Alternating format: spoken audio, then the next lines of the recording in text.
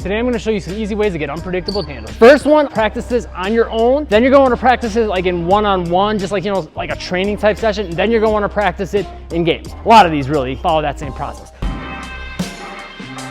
What it is going to be unpredictable positions to start off with. So practicing on your own, what that would look like is maybe I'm going to start facing this way. Maybe I'll have my back all the way to the hoop and I'm going to try to attack here or get into something. The idea is not to do some of the more predictable setups that you're going to see players do, which is this stance, maybe this stance. Like almost everyone sets up their moves with their handles that way.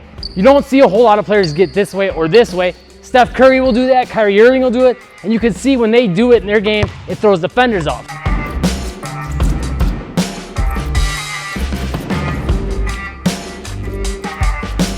So to give you a few examples, I can come from this, and I can, boom, attack to the hoop. I can come from this and try to get into a shot. I can come from this, try to get downhill this way. And I can also think about playing around with the footwork out of it, right? So I don't have to just get right from this into my attack. I can maybe get from this, then get into a more of a standard stance, and then think about what I'm gonna get into, whether a drive or a cross or whatever. So that could look like this, get downhill, or it could look like this, get into a crossover, right?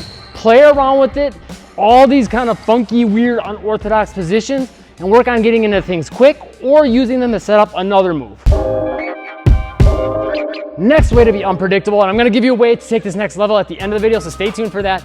But think about moving and attacking and faking in different directions. So, example, for years, like what we were always taught as players, at least when I was growing up, is you gotta attack this way. Don't go too wide, don't go to the sides, don't go back unless you need to retreat to just create some space, right?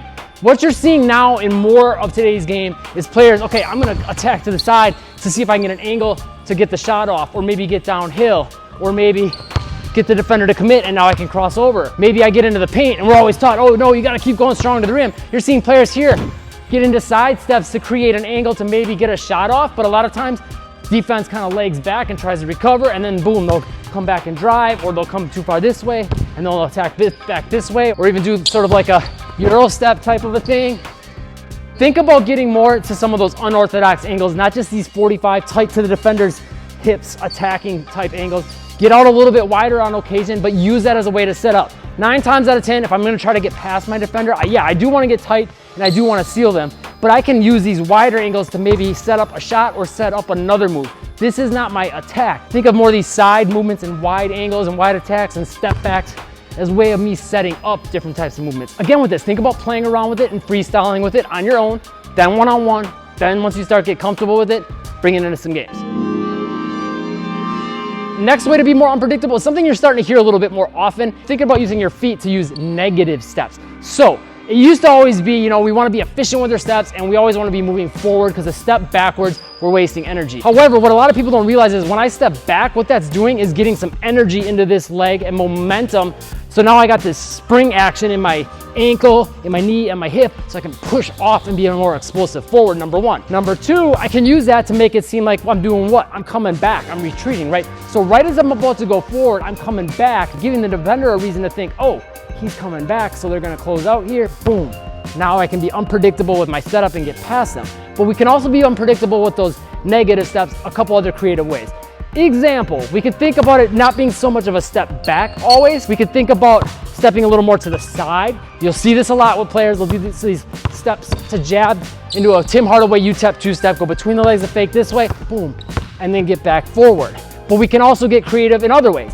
Usually you're gonna see players, whichever hand's gonna get the ball and they're gonna like attack or get into a crossover with, the way you'll see them usually use it is step back with the opposite foot. We could get creative by thinking about stepping back with the ball side foot, and then I can cross over, step back with the ball side foot and drive, and get creative with stepping back with that opposite foot and getting into different kinds of actions, not always just coming forward and driving, coming here, boom, getting into a crossover, thinking about changing angles, and also thinking about using that to boom, set up other things like shots where defenders won't see it coming.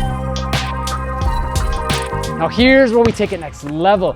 We take all three of these things and we think about different ways to combine them. So I can get from different body positions, and from here, boom, I can maybe take a negative step and then go. I can come from here and think about jabbing into an unorthodox direction and then go. play around with combining these in different ways, get creative, freestyle with it, again, by yourself, then one-on-one with defense, then in live games. Take this and all your handles next level with the free workout pinned to the comments. It'll help your handles, mobility, and athleticism all at the same time. Get it while it's free. If you found the video helpful, subscribe and turn on all notifications, and I'll see you in that free workout next.